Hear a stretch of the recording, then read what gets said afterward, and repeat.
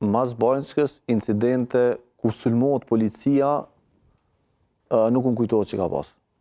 Çka na tregon ajo? Na tregon që megjithatë një leksione është marrë atje. Nuk është. Përbes kështu Kjo është deklarata e një nacionaliste edhe një e pushtuese e veriut. Atje jetojnë edhe njerëz. O nderuar. Unë e di që femrat e Kosovës janë nacionaliste. Kjo është kjo deklaratë nacionaliste se ti mendon që na do të pushtu tokën.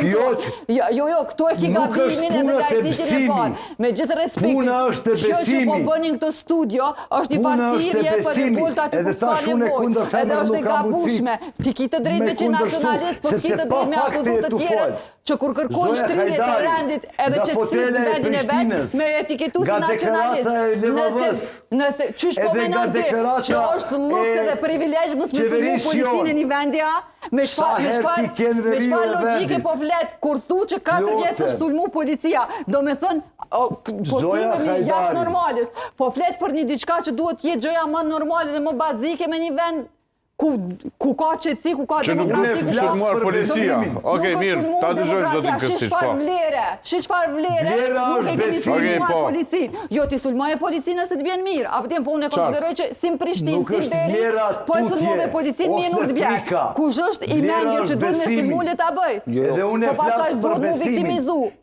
Se thua që kanë filluar t'i besojnë qytetarët Branislav, që ta qartësojmë, se ka shumë njerëz tash që na dëgjojnë.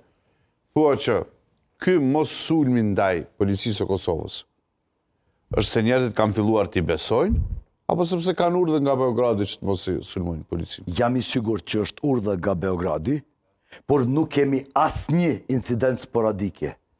Nuk është e mundshme me kontrollu 30.000 njerëz. Ajde 20.000 e triturve. Edhe policia... Tash, për kundër argument. Flasim nga momentet kur e kemi ndërpru me ajde ashtu quajtur aksionet me represion.